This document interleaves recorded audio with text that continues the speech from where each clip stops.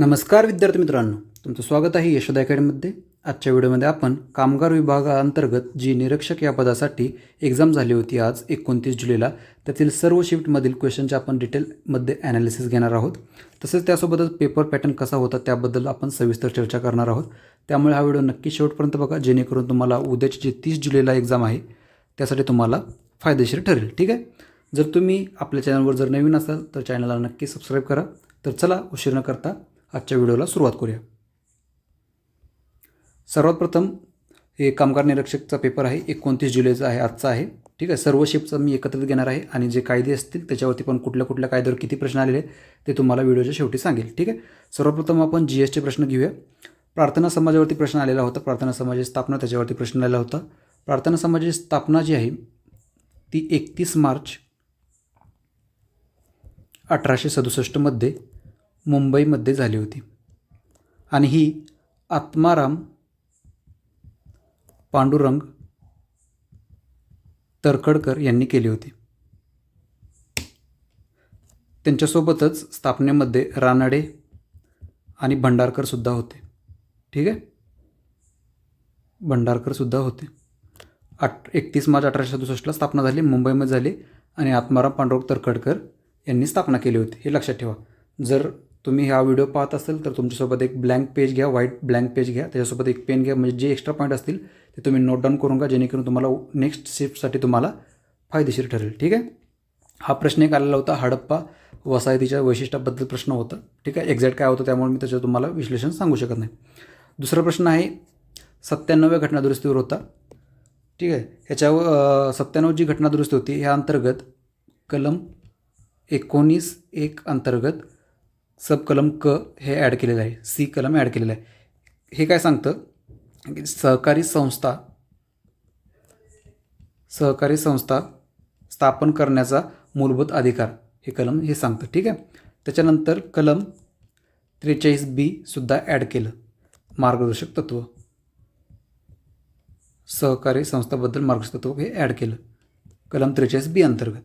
आणि 9वी B अनुसूची ही सुद्धा समाविष्ट केली. आणि ह्याचा जो अंमल होता हा 15 फेब्रुवारी 2012ला अंमल झाला याचा सुरू. ठीक आहे. 97व्या घटनादुरुस्तीने काय केलं, 19(1) परत 43B कलम ॲड केलं आणि 9B अनुसूची ॲड केली. ठीक आहे. हे 3 पॉईंट लक्षात ठेवा. पुढचा प्रश्न होता जालियनवाला बागाच्या संबंध होता. त्याच्यामुळे काय झालं हे सर्वांना माहीत आहे. अंदाधुंद गोळीबार झाला होता. कोणाच्या आदेशाने झाला होता? डायरच्या आदेशानुसार हा गोळीबार झालेला होता, ज्याला उधम सिंग यांनी 1940मध्ये लंडन येथे काय केली, डायरची हत्या केली होती. ठीक आहे. कारण की त्याने त्याच्या आदेशानुसार जालियनवाला बागमध्ये अंदाधुंद गोळीबार झाला होता. आता जालियनवाला बाग हत्याकांड जो होता हा कधी झाला होता तर 13 एप्रिल 1919ला झाला होता. तारीखसुद्धा लक्षात ठेवा. पुढचा प्रश्न जनविश्वास प्रावधान संशोधन विधेयकावरती होता 2026चं.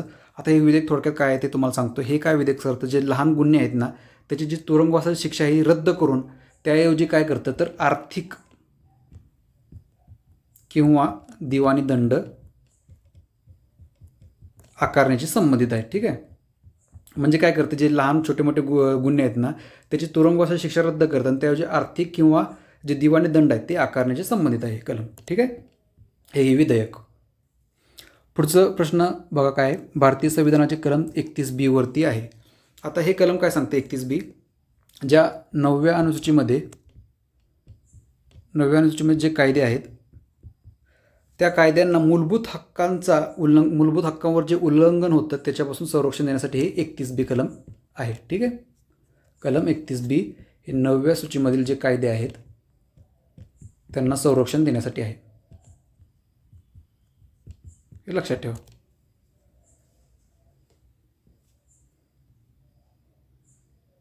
पुढचं बघा, गॅलेंट्री अवॉर्डच्या बद्दल होता प्रश्न. टोटल किती गॅलेंट्री अवॉर्ड दिलेत असा प्रश्न होता. तर टोटल किती दिले, 70 गॅलेंट्री अवॉर्ड दिलेले आहेत. त्यातील एक महत्त्वाचं नाव लक्षात ठेवा, त्यातील एक जो अशोक चक्र आहे ना तो एकालाच दिलेला, एक जणालाच दिलेला आहे आणि ते आहेत ग्रुप कॅप्टन शुभांशु शुभांशु शुक्ला यांना काय दिलेलं आहे, अशोक चक्राने संबोधित करण्यात आलेलं आहे. ठीक आहे, अशोक चक्र त्यांना अवॉर्ड दिलेला आहे. Group captain Shubhanshu Shukla. Total किती दिलेत म्हटलं तर 70 दिले. हा पॉईंट लक्षात ठेवा. न्यूरॉनवरती एक प्रश्न होता, न्यूरॉन सायन्सच्या रिलेटेड एक प्रश्न होता. पुढचा प्रश्न बघा. India conducted its first successful anti satellite ASAT missile test. त्याचं कोड नेम विचारलं होतं. तर कोड नेमचं काय आहे तर शक्ती, मिशन शक्ती हे त्याचं नाव आहे. त्याचं कोड नेम विचारलं होतं, शक्ती मिशन. ठीक आहे, याच्याबद्दल एक्स्ट्रा माहिती म्हटलं तरी 27 मार्च 2019ला केलं होतं. ही जी हे लॉ हे होतं का नाही कंडक्टेड कधी केलं होतं तर 27 मार्च 2019ला केलं होतं. कुठून केलं होतं तर ओडिसामधून केलं होतं. ओडिसामधून केलं होतं आणि हे कोणामार्फत केलं होतं तर DRDO थ्रू केलं होतं. आणि ह्याच्यानंतर आपण 4थी कंट्री बनलो होतो जे हे सक्सेसफुल केलं होतं. जे एसॅट मिसाईल आहे का नाही ची जी टेस्ट घेतली सक्सेसफुल झालो हे आपण 4थी कंट्री होतो, आपण 4था देश होतो. ह्याच्या आधी USA ने केलेलं आहे, रशिया आणि चायना आणि आपण 4थ्या क्रमांकावर आहे, 4था देश आहे आपण. ठीक आहे, पुढचा प्रश्न. संसद काय मिळून बनते असा प्रश्न होता. संसद ही राष्ट्रपती, राज्यसभा आणि लोकसभा ह्या तिघांची मिळून काय बनते तर संसद बनते. लक्षात ठेवा. मूलभूत हक्क संरक्षण कलम. मूलभूत हक्कांना संरक्षण करणारे कलम कोणते आहे असा डायरेक्ट प्रश्न होता. तर कलम 32 हे काय करते संरक्षित करतं मूलभूत हक्कांना. कलम 32 अंतर्गत आपण काय करू शकतो सुप्रीम कोर्टामध्ये जाऊ शकतो आणि कलम 226 अंतर्गत आपण हायकोर्टामध्ये जाऊ शकतो. ठीक आहे, परत कलम 43B वरती सुद्धा प्रश्न होता. कलम 43B काय सांगतं तर सहकारी संस्थांना प्रोत्साहन देणे हे सांगतं आणि हे भाग 4 मध्ये समाविष्ट आहे. ठीक आहे, मार्गदर्शक तत्व. जे की 97वी घटना दुरुस्ती 2011ने समाविष्ट केले. ठीक आहे, भाग 4 मध्ये 97B काय आहे तर सहकारी संस्थांना प्रोत्साहन देणे मार्गदर्शक तत्व आहे. 97 घटना दुरुस्तीने ॲड केले. पुढचा प्रश्न. Draupadi Murmu approve how many Shaurya Chakra in 2025. तर किती केलं तर 49 अप्रूव्ह केले होते, ज्याच्यामध्ये फेज 1 मध्ये 33 दिले होते आणि फेज 2 मध्ये 16 दिले होते. हे सुद्धा लक्षात ठेवा. 16 आणि 33 49 असे टोटल 49 होते. शौर्यचक्र किती होते 49 होते. पहिल्या फेजमध्ये 33 दिले, दुसऱ्या फेजमध्ये 16 दिले होते. ठीक आहे, हे सर्व होते GSचे प्रश्न होते. ठीक आहे, आता मराठीमध्ये बघा काय काय पॅटर्न कसा होता ते काय काय प्रश्न विचारले ते बघूया. मराठीमध्ये वाक्याचा योग्य क्रम विचारला होता, म्हणजे वाक्य होतं त्याची फोडणी केली होती आणि त्याचा क्रम बदलला होता, तर तुम्हाला योग्य क्रम लावायचा होता. तद्भव शब्दावरती सुद्धा 2 प्रश्न होते. आता तद्भव शब्द म्हणजे काय असतात तर तद्भव शब्द म्हणजे काय संस्कृत शब्दामध्ये बदल होऊन जो मराठीत शब्द येतो त्याला काय म्हणायचं तद्भव म्हणायचं. जसं की घर आहे बघा, घर हा ह्याचा मूळ शब्द काय गृह आहे. आता हा गृह काय झाला तत्सम शब्द झाला, पण हा घर काय झाला तर हा तद्भव शब्द झाला. आणि हा तत्सम शब्द म्हणजे काय संस्कृतमधून जसा जसा आलेला शब्द आपण जर घेतला तर त्याला काय म्हणायचं तत्सम म्हणायचं. पण जर संस्कृतमधील शब्दामध्ये जर बदल करून जर तो मराठी भाषेमध्ये वापरला तर त्याला काय म्हणायचं तद्भव म्हणायचं. गृहापासून काय झालं घर झालं. जसं की भाऊपासून भ्रातृ, भातृपासून भाऊ, हस्तपासून हात, पर्णपासून पान, दुग्धपासून दूध. दूध काय झाला तद्भव झाला, दुग्ध काय झाला तत्सम शब्द झाला. ठीक आहे, अशा याच्यावरती 2 प्रश्न होते, त्यामुळे करून जावा उद्यासाठी.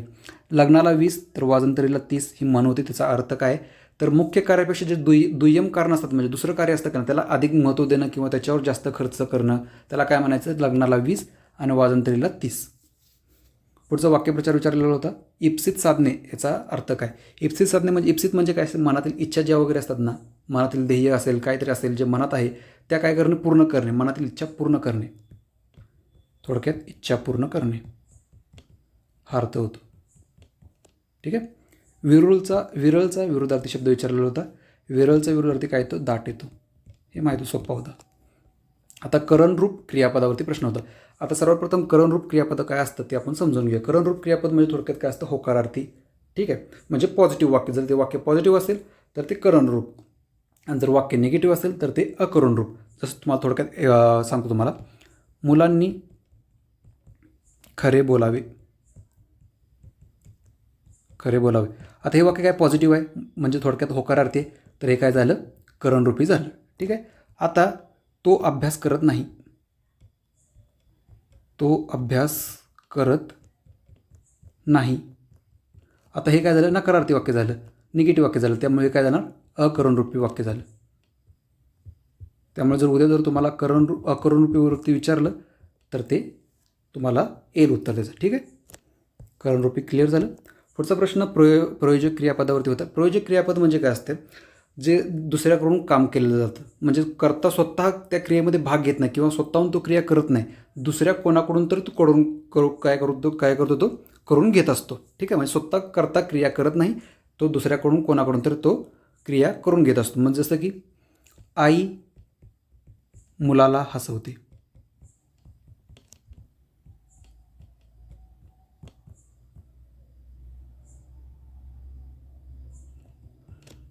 ठीक आहे. आता ह्यात काय, मुलगा स्वतःहून हसत नाही, आई त्याला हसवते, त्यामुळे काय झालं, प्रायोजक क्रियापद झालं, हसवते. शिकीचा समानार्थी शब्द विचारलेला आहे. शिकी म्हणजे मोर. ठीक आहे. पुस्तक आणि लेखक त्याच्या जोड्या लावा विचारलेला आहे. आपल्या चॅनलवरती त्याचा तुम्हाला व्हिडिओ भेटेल, तो एकदा बघून घ्या, जेणेकरून तुम्हाला फायदा होईल. ठीक आहे. तद्भववरती परत प्रश्न विचारलेले होते, त्यामुळे तद्भव शब्दसुद्धा ही जी कन्सेप्ट आहे ती क्लिअर करा, आणि जे काही ठराविक शब्द आहेत मोरा वाळंबे पुस्तकामध्ये ते सुद्धा करून घ्या.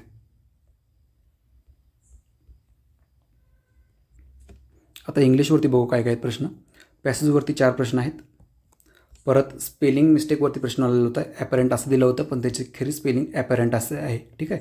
APPA आणि रेंट RENT. आता ॲपरंटचा अर्थ काय होतो, ॲपरंटचा अर्थ क्लिअर म्हणजे स्पष्ट, इझी टू सी म्हणजे जे आपल्या डोळ्याने दिसण्यास सहज आहे, असं स्पष्ट, क्लिअर. ठीक आहे.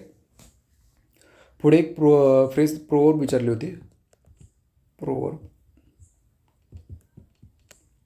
वन गुड टर्न डिझर्व्स अनादर. म्हणजे याचा अर्थ काय, if someone does a kind or helpful act for you, if someone does a kind और हेल्पफुल ॲक्ट फॉर यू, मराठीत पण सांगतो, you should do a kind act for them in return. म्हणजे जर एखाद्याने तुमच्यासाठी काही चांगलं केलं असेल किंवा एखादं एकदम चांगला स्वभाव दाखवला असेल, तर तुमचं पण कर्तव्य आहे त्याच्याप्रती की तुम्हीसुद्धा तसंच त्याच्यासोबत चांगलं, किंवा म्हणजे थोडक्यात काय असणं, परोपकारी असणं किंवा कृतज्ञ असणं. ठीक आहे. हा त्याचा अर्थ होतो थोडक्यात. वन गुड टर्न डिझर्व्स अनादर, म्हणजे जसं तो तुमच्यासोबत वागला, चांगला वागला असेल, तर तुम्हीसुद्धा तुमचं कर्तव्य आहे त्याच्याप्रती की तुम्हीसुद्धा त्याच्यासोबत चांगलं वागायचं आहे.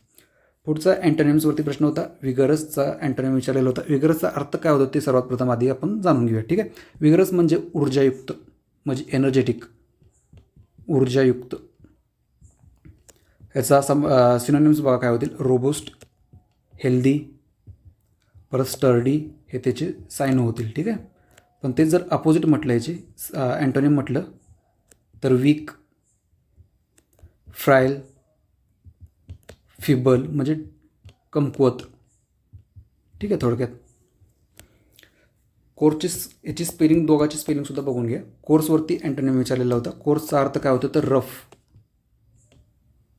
नॉट स्मूथ, म्हणजे स्मूथ नाही असा. आणि याचं अँटो म्हटलं तर सॉफ्ट होईल, डेलिकेट, हे त्याचे साइन होतील, अँटोनिम्स होतील. पॅराजंबलवरती पण प्रश्न होता. वाक्य असतील त्याचं पॅराजंबल वाक्य तुम्हाला सरळ वाक्य करायचं आहे. आर्टिकलवरती सुद्धा प्रश्न होता. दचा यूज विचारलेला होता. ठीक आहे. आर्टिकलसुद्धा करून जावं, ए एन द. इंग्लिशवरती बघा प्रश्न आहे अँटोनिम्सवरती. ऑब्स्टिनेट, विगरस बघितलेला आपण, आता कोर्स पण बघितलं, फक्त ऑब्स्टिनेट एक बघूया. ऑब्स्टिनेट म्हणजे काय तर हट्टी, दुराग्रही, हा त्याचा अर्थ होतो. आता त्याचे अजून सिनोनिम्स बघूया काय काय आहेत हट्टीचे. स्टबन एक आहे, स्टबन म्हणजे सुद्धा हट्टी. परत विलफुल, परत हेडस्ट्रॉंग, हे त्याचे सायनो झाले. ठीक आहे. आता अँटो बघूया. अँटोनिम्स काय काय आहेत. अँटोनिम्स म्हणजे ॲमेनेबल आणि ट्रॅक्टेबल, म्हणजे लगेच ऐकणारा. ठीक आहे. ऑब्स्टिनेट म्हणजे काय, स्टबन, हट्टी, दुराग्रही. इनकरेक्ट स्पेलिंग, तेच ॲपरंटवरती इनकरेक्ट स्पेलिंग विचारली होती. प्रोब बघितले आपण, one good turns deserve someone. हे होते इंग्लिशचे प्रश्न. मॅथ्स रिजनिंगवरती बघा काय कसा पॅटर्न होता, काय प्रश्न विचारले ते सुद्धा एकदा बघून घेऊया. अल्फा न्यूमेरिक सिरीजवरती 3 प्रश्न होते जवळपास. सिटिंग अरेंजमेंटवरती 2 प्रश्न होते. बॉक्सचा जो पझल असतो त्याच्यावरती सुद्धा प्रश्न होते. सिरीज दिलेली असते, जसे की विषम आहेत, ज्या आधी समसंख्येनंतर लगेच विषमसंख्या येते, असे सिरीज वगैरे होती. परत काय काय सिरीजमध्ये अंक आणि चिन्हवरील प्रमाणे असं वगैरे होतं. परत ऑड ग्रुप शोधा, ह्याच्यावरती सुद्धा प्रश्न होते. डेज पझलवरती सुद्धा प्रश्न होते. आता ह्याच्यामध्ये फक्त रिजनिंग होतं, हा पॉईंट लक्षात ठेवा. मॅथ्स नाही आहे, रिजनिंगच आहे, फक्त रिजनिंग आहे, लक्षात ठेवा. मॅथ्स नाही आहे. ठीक आहे. त्यामुळे रिजनिंगमध्ये आउट ऑफ घेण्याचा प्रयत्न करा, पूर्णपैकी मार्क घेण्याचा प्रयत्न करा. आता कायद्यावरती बघूया. कायदे, महाराष्ट्र माथाडी हमाल व इतर श्रमजीवी कामगार नोकरीचे नियमन व कल्याण अधिनियम 1969, याच्यावरती प्रश्न विचारलेले आहेत. कायदे खूप आहेत, त्यामुळे बघा एकदा. त्यामुळे जसं तुम्हाला थोडक्यात उद्या जर रिव्हिजन करायचे असेल तर तुम्हाला ते करता येईल. परत महाराष्ट्र खाजगी सुरक्षा रक्षक नोकरीचे नियम व कल्याण अधिनियम 1981, याच्यावरती पण प्रश्न विचारलेले आहेत. परत धातू, लोह आणि पोलाद वगळून आणि कागद असुरक्षित कामगार, याच्यावरती सुद्धा प्रश्न विचारलेले आहेत. कायद्यावर बनवलेले नियम, याच्यावरती सुद्धा प्रश्न विचारलेले आहेत. ठीक आहे. जेवढे माझ्यापर्यंत आलेले आहेत त्याचंच मी तुम्हाला विश्लेषण सांगत आहे. दुसऱ्या शिफ्टमध्ये सुद्धा कायदे विचारले होते, ते बघा काय काय. सेम महाराष्ट्र माथाडी हमाल व इतर श्रमजीवी कामगार 1969चा. परत महाराष्ट्र खाजगी सुरक्षा रक्षक नोकरीचे नियम व कल्याण अधिनियम 1981वरती. परत धातू आणि कागद असुरक्षित कामगार, त्याच्यावरती प्रश्न होते. परत सामाजिक सुरक्षा संहिता 2020, त्याच्यावरती 2 ते 3 प्रश्न होते, हे लक्षात घ्या. परत औद्योगिक संबंध संहिता मसुदा नियम 2026, ह्याच्यावरती 2 ते 3 प्रश्न होते. ठीक आहे. एवढे कायदे होते. एकदा कायद्याचं रिव्हिजन जर उद्या तुम्हाला जमत असेल तर ते करून जावा. आणि असं समजू नका एखादा कायदा जर आउट ऑफ आला किंवा त्याचे आउट ऑफ प्रश्न असेल तर ते कोणालाच येणार नाही, हे सुद्धा लक्षात ठेवा. जसं तुम्हाला येत नाही तसं दुसऱ्याला पण येणार नाही, हे लक्षात ठेवून पेपर सोडवायचा असतो. ठीक आहे. तिथेच अडायचं नसते, थांबायचं नसते. ठीक आहे. असं आपण GSचं पण डिटेलमध्ये विश्लेषण घेतलेलं आहे. ठीक आहे. ह्याच्या व्यतिरिक्त जर तुम्हाला काय डाऊट असतील तर ते तुम्हाला कमेंट बॉक्समध्ये विचारू शकता. आणि हा व्हिडिओ, ही जी माहिती किंवा हे जे ॲनालिसिस जे घेतलं मी, तुम्हाला कसं वाटलं हे सुद्धा तुम्ही मला कमेंट बॉक्समध्ये सांगू शकता. आणि जर तुम्ही आपल्या चॅनलला जर अजून सबस्क्राईब केलं नसेल तर नक्की सबस्क्राईब करून घ्या. आणि जर आपल्या टेलिग्राम चॅनलला जर तुम्ही अजून जॉईन झाला नसेल तर नक्की जॉईन व्हा. त्याची जी लिंक असेल ती तुम्हाला मी डिस्क्रिप्शन बॉक्समध्ये देईल, तिथून तुम्ही जॉईन होऊ शकता. ठीक आहे. आजचा व्हिडिओ, आजची माहिती इथेच थांबूया. आणि जर काही डाऊट असतील तर ते कमेंट बॉक्समध्ये विचारा. जय हिंद.